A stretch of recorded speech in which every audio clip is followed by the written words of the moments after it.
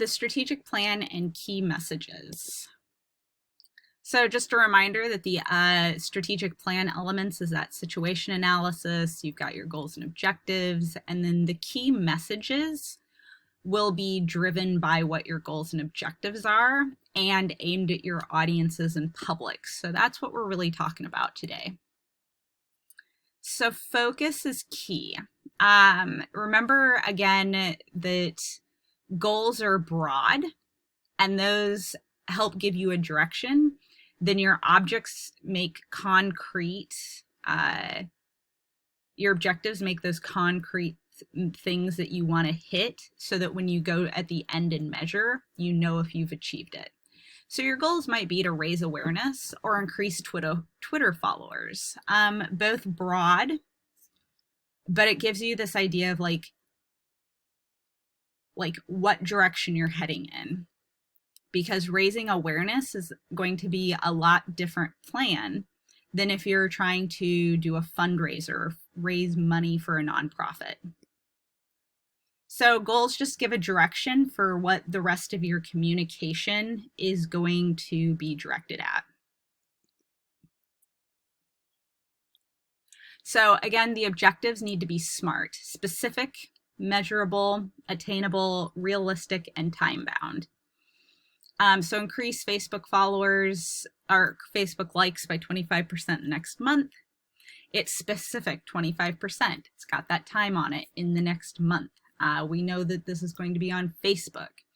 Whether it's obtainable or realistic might depend on the organization and how many likes they've already got on Facebook.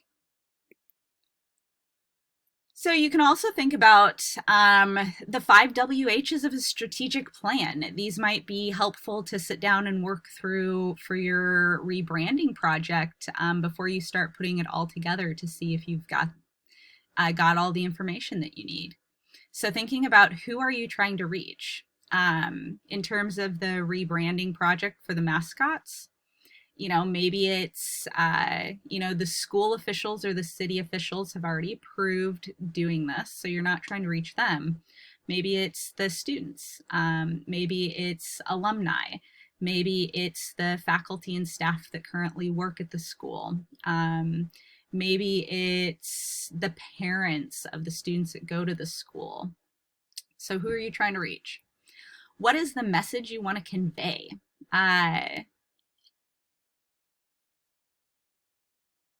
When will this take place? So that comes to that calendar part. Where will the plan be executed?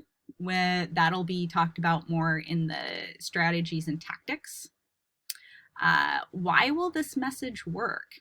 If you can't explain why this messaging is going to work for your audience, then you might not be on the right path.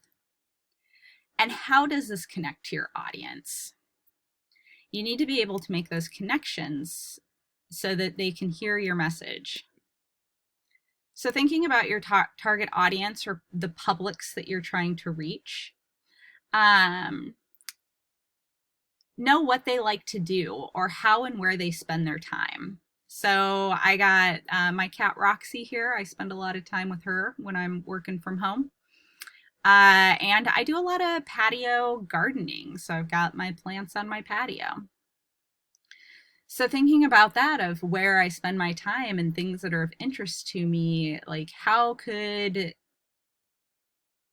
public relations professionals connect with me? Maybe if they're an animal welfare organization, they've already got an inn that I hang out with my cat. So how can they target that? Integrate into their lives. Know where they get their information, know what messages they like to hear, and make a conscious choice about the media you pick. So often organizations, especially small organizations, think they need to be everywhere. And if you're the only public relations person working for a small nonprofit, maybe you can't be on all the social media. So you got to pick which are the most beneficial to the audience that you're trying to connect with. Or even just if you're making communication messages for places other than social media. Maybe your audience still reads the newspaper. Maybe your audience only reads online newspapers. So thinking about those things. And it's kind of back to that, always add value. You've got your communication goals, and your audiences have their needs and wants. So where can you find that shared value where what you're trying to communicate overlaps with what the audience wants and needs?